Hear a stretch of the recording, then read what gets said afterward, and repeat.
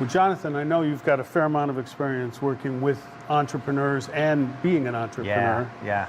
And the way we're ending our class this session is talking about the importance as an entrepreneur of understanding your business finances and your personal finances. Yeah.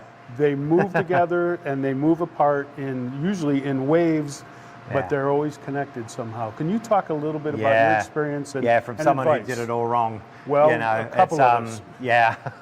Yeah, there's a few things in here, and so where possible, it's really simple. Don't mix them.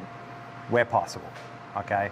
Now, for the average startup, where it's like they might be pulling some funds out of a mortgage or out of a HELOC or something like that to fund, product development or market growth or whatever. Okay, so there's some crossover, but make sure it's very purposeful and it's separated and there's agreements.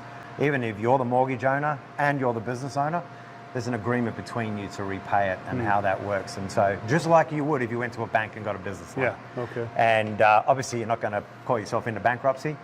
Well, you might just for fun, I don't know, whatever works. But so there was one of the things I learned, and this, I went through a fairly expensive kind of business collapse basically. One of the things I learned was separate your personal and your business bank accounts. Have them in completely different banks so they can't touch each other.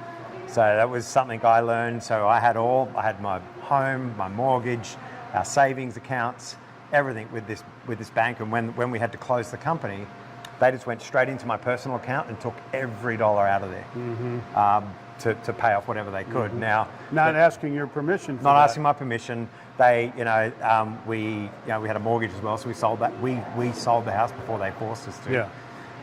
Because that then also created a whole situation where we couldn't personally refinance because they were doing what they were doing on the other side. And so it gets really ugly. So separate those things out. Yeah. Keep your personal stuff in a completely different bank.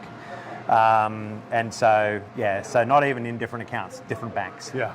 Now, and I've even heard of cases where when you start something up, say it's a lease, even though it's a company, it might be a separate company, not a sole proprietorship, landlords will often want a personal signature. Oh, yeah. No, thank you for bringing that up. Yeah. So I had that experience. So we did, in Australia, what's called director's guarantee. So the owners of the business guarantee the lease. And so, again, when the business closed, what I didn't know is my business partner hadn't paid the lease for 6 months, and there was like $50,000 worth of leases unpaid, which I was personally on the hook for. So, we could go through the story of what do you do to clean it up, because there's a lot of stories in there. We ended up working out okay. Yeah. But yeah, personal guarantees, watch those. We leased furniture and computers. We had personal guarantees on that. Stupidly, I allowed them to actually involve my wife in that as well, so then they could go after her assets, which we'd smartly kept separate except for that one event. And so there's just all these different tie-ups. Just watch anything that you have that's personal, make sure, and talk to a lawyer or an accountant and make sure there is that physical separation between the two. And I think that's the good advice, because a lot of times you're so gung-ho when things are getting started and you want to see that baby. It's going to crawl succeed, and right? Oh, of course. Just because 90% of businesses fail in the first year doesn't mean yours is going to. And all we need is a little bit more money. In fact, it probably won't. Yeah, it's a tough message to hear when that's your baby. Yeah. But it is an important message. So really good advice that I got in that when we set up the last big company that I owned, we sat down with the business coach and he goes, all right, let's have a money fight. Like the first day we opened, let's have a money fight. Wow. And it was really cool. Like, if this happens, how are you going to react to it? Like, imagine that. And so imagine some of these things going wrong. Yeah, what are you going to do? Yeah. Now, the other side of that, and we offered a lot of support, particularly during the financial crunch, to folks who were going out of business. Yeah. Because there were people killing themselves and stuff like that. So I would just say there's one piece of message here. It doesn't matter how bad it gets. It's never that bad. It's just money.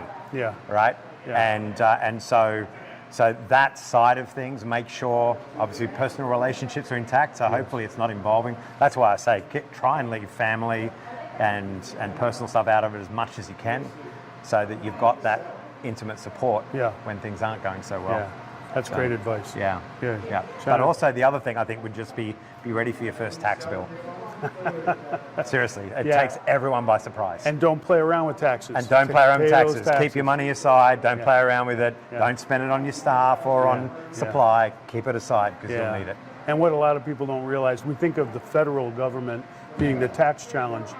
A state sales tax can be a tremendous audit. Right. And if you aren't careful and if you haven't done a good job of preparing, there is no easy comeback from that. And at the end of the day, I haven't met a small business person that's got into financial trouble where it's like, okay, what were you not paying attention to? What did you do wrong? And I can tell you hand on heart all the things I did wrong. Yeah. To where it ended up and why. I had someone even say, don't personally mortgage your house against the business. So I went, oh, you don't understand business. I've got to. Yeah. Well, no, I didn't. I could have had more expensive money and not done that, and then not have to sell the place. And that's not a bad way to go. Yeah. That's a good message. Yeah. So keep it separate. Experience You'll speaking. feel a lot better. There you go. Yeah. Well, thank you for sharing that. And I know recalling some of that is not necessarily the best part of our experiences, Right. but sharing that where we with learn the others, most. and others can benefit from learning Absolutely. from those. So Yeah. that's great. Jonathan, thank you. Cheers, man. It's been good. Cheers. All right.